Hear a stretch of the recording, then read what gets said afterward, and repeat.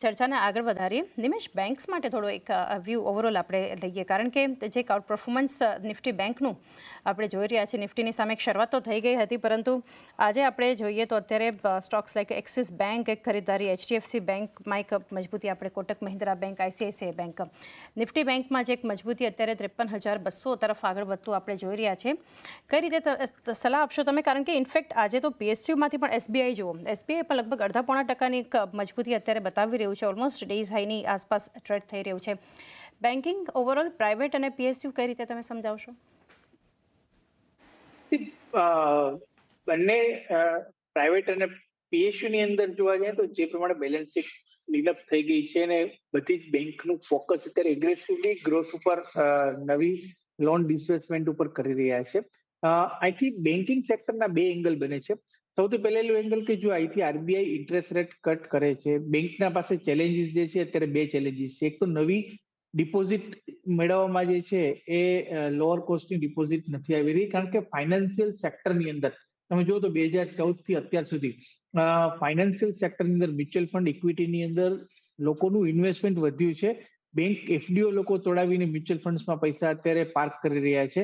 એટલે બેંક પાસે ચેલેન્જીસ છે કે લો કોસ્ટની ડિપોઝિટ જેનું કેટલા વર્ષોથી સોર્સ હતો એ ઓછો થઈ રહ્યો છે. એટલે બેંકે નવું ફંડ રેઝ કરવું પડે છે, higher cost of borrowing fund raise કરી રહ્યું છે. એના હિસાબે એક માર્જિન ઉપર થોડી નેગેટિવ ઇમ્પેક્ટ આવી શકે છે. સેકન્ડ થિંગ જુઓ કે ઇન્ટરેસ્ટ રેટનો ઘટાડો થશે તો અત્યારે આપણી ઇકોનોમીનો ગ્રોથ જે છે એ સ્ટ્રોંગલી આગળ વધી રહ્યો છે અને day by day every quarter એની અંદર એક પોઝિટિવ સાઇડ, અપસાઇડના રિવિઝન થઈ રહ્યા છે. એટલે ક્રેડિટ ગ્રોથ, RBI નો પણ જો તમે રિપોર્ટ જુઓ તો એની અંદર 16-17% આસપાસના એક ક્રેડિટ ગ્રોથની વાત કરી હતી. તો જો આટલા હેલ્ધી ક્રેડિટ ગ્રોથ ઇકોનોમીની અંદર છે તો બેંક માટે ઘણું જ પોઝિટિવ ન્યૂઝ છે કે 16% ગ્રોથ દરે એ લોકો ગ્રો થઈ શકશે. એટલે મિક્સ વ્યૂ બની રહ્યો છે. પરંતુ ઓલ ઓવર જે પ્રમાણે ઇન્ટરેસ્ટ રેટ કટ થવાથી ડિમાન્ડ પિકઅપ થશે, ઇકોનોમી સુધરશે, તો એની એક પોઝિટિવ ઇમ્પેક્ટ આવતા દિવસોની અંદર બેંકની બેલેન્સ શીટ ઉપર જોવા મળશે. એટલે વ્યૂ મારો બુલિશ છે બેન્કિંગ સેક્ટર ઉપર. વેલ્યુએશન પણ તમે જુઓ તો પ્રાઇવેટ સેક્ટર બેંકની અંદર વેલ્યુએશન એટલા બધા મોંઘા નથી. આપણે HDFC બેંકની સવારના વાત કરી, તમે કોટક બેંક જુઓ કે જે છેલ્લા 3 વર્ષથી આ સ્ટોકે કમ્પ્લીટલી અંડર પરફોર્મ કર્યું છે, જે કંઈ પણ રીઝનના હિસાબે. પરંતુ કંપનીની પ્રોફિટેબિલિટીનો ગ્રોથ તો થયો જ છે. તો વેલ્યુએશનનો કમ્ફર્ટ મને પ્રાઇવેટ સેક્ટર બેંકની અંદર જોવા મળી રહ્યો છે. પબ્લિક સેક્ટર બેંકની અંદર એક મોમેન્ટમ જોવા મળી રહ્યું છે.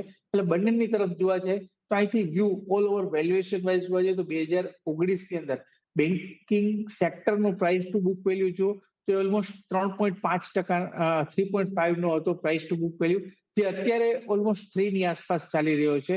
એટલે હજુ પણ ગેપ છે. બેન્કિંગ ઇન્ડેક્સની અંદર વેલ્યુએશનની જગ્યા છે, વેલ્યુએશન ઘણા સસ્તા છે. એટલે વ્યૂ અહીંથી બુલિશ છે બેન્કિંગ સ્ટોક અને બેન્કિંગ સેક્ટર પ્રત્યે. ડેફિનેટલી બેન્કિંગ સેક્ટરની અંદર અલગ અલગ ચેલેન્જીસ છે, પરંતુ એ ચેલેન્જીસને ધ્યાનમાં રાખીને પણ મારું માનવું છે કે બેંક નિફ્ટીની અંદર આવતા દિવસોની અંદર જોવા જાય તો આવતા 3 થી 6 મહિનાની અંદર 58,000 થી 60,000નું લેવલ જોવા મળે એવી સંભાવના મને દેખાઈ રહી છે. એટલે અહીંથી હજુ પણ 10 થી 12%ની અપસાઇડ બેંક નિફ્ટીમાં મને લાગી રહી છે. એટલે બેંક નિફ્ટીની અંદર કોઈને short to medium term point of વ્યૂથી ઇન્વેસ્ટમેન્ટ કરવું હોય તો ચોક્કસપણે કરંટ લેવલથી પણ કરી શકે છે.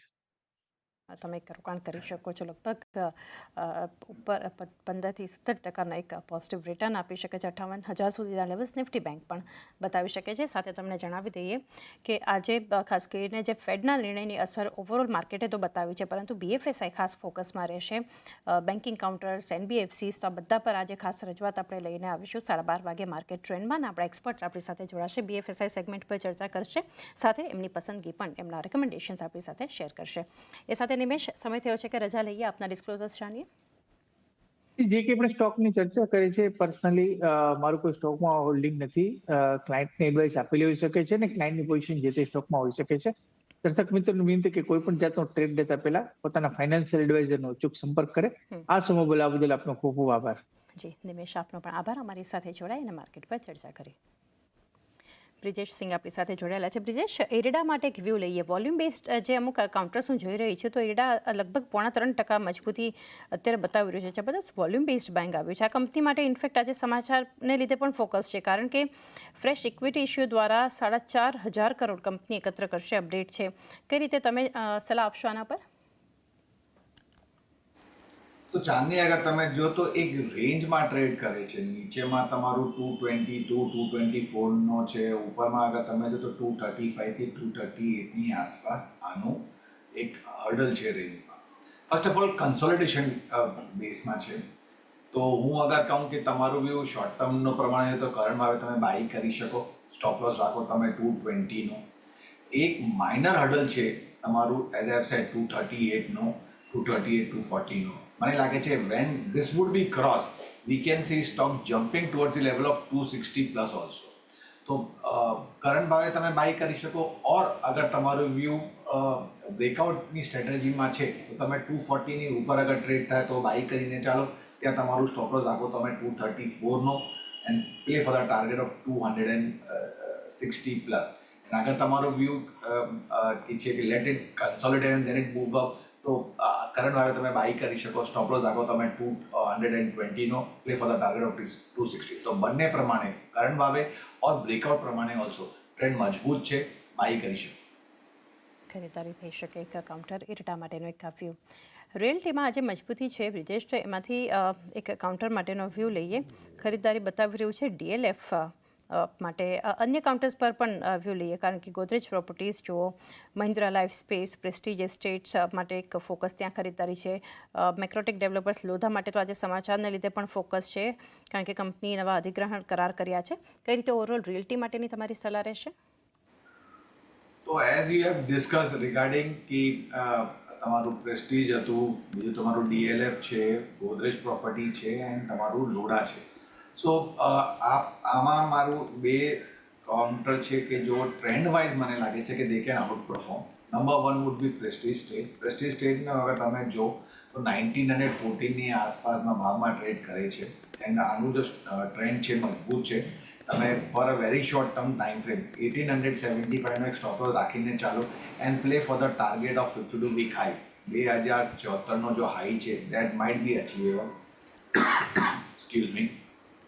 એન્ડ અગર તમારું વ્યૂ એક 3 મહિનાથી 4 મહિના માટે છે, then I would be saying hold on with the stop loss of 1875. મને લાગે છે it is heading towards the level of 2300. હું અગર લોડાની વાત કરું તો લોડાનો ચાર્ટ સ્ટ્રોંગ છે. કરંટ ભાવે તમે બાય કરી શકો. Excuse me. તમે બાય કરી શકો. સ્ટોપ લોસ રાખો તમે 1240નો. Play for the target of 1427. Okay, તો આ કાઉન્ટર્સ રિયલ્ટીમાંથી ખાસ એક ફોકસમાં હોવા જોઈએ. અન્ય કાઉન્ટર્સ થોડા નજર કરી લઈએ અત્યારે. સૌથી પહેલાં તો જે નિફ્ટીમાં મજબૂતી બતાવી રહ્યા છે, નિફ્ટી ગેનર્સ થોડા જોઈએ, કારણ કે અત્યારે 25,580 તરફ નિફ્ટી આગળ છે. તો NTPC મજબૂતી બતાવી રહ્યું છે. LTM માઇન્ડટ્રી, એક્સિસ બેંકમાં ખરીદદારી છે. બજાજ ઓટો અત્યારે એક મજબૂતી બતાવી રહ્યું છે. સાથે ટાઇટનના કાઉન્ટરમાં પણ ખરીદદારી થતી દેખાડી રહી છે. ઓલમોસ્ટ DSIની આસપાસ છે. Hero મોટોકોર્પ, Tata consumer products, Grasim, એટલે જુઓ તમે FMCG, IT, પ્રાઇવેટ બેન્ક્સ બધા અત્યારે એક માર્કેટની મજબૂતી તરફ કોન્ટ્રીબ્યુટ કરતા સેક્ટર્સ અત્યારે આપણે બધા સેક્ટર્સ મજબૂતી તરફના દેખાડી રહ્યા છે. આ સિવાયના શેર્સ જોઈએ તો HDFC bank, Tata motors, Infosys, Bharti Airtel અહીંયા આપણને ખરીદદારી થતી દેખાડી રહી છે. આ બધા કાઉન્ટર્સમાંથી જે ગેઇનિંગ તરફ અન્ય કાઉન્ટર્સ છે. બ્રિજેશ, વ્યૂ લઈએ ટાઇટન માટે.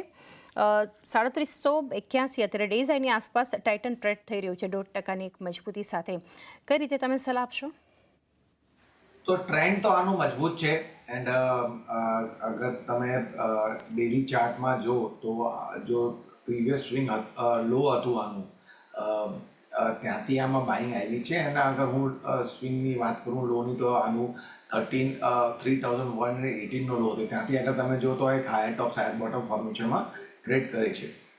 શોર્ટ ટર્મની હું વાત કરું, કરંટ ભાવે તમે બાય કરી શકો. સ્ટોપ લોસની હું વાત કરું તો 3650ની આસપાસ સપોર્ટ આવે છે. One can keep that thing as a stop loss. 52 week high જો છે આનું 3886નો છે. મને લાગે છે દેટ વુડ બી બ્રેકિંગ. આ હેડિંગ કરે છે 4020 થી 4025માં. તો તો ટાર્ગેટ તમે 4020 થી 4025 રાખીને ચાલો. કરંટ ભાવે તમે બાય કરી શકો. સ્ટોપ લોસ રાખો તમે 3650.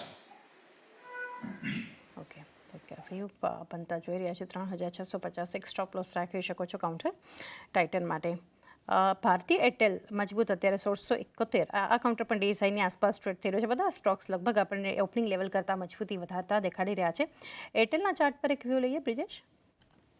આ દિવસમાં we have seen stock making new 52 week high. Short ટર્મની હું વાત કરું તો 1620નો સપોર્ટ છે.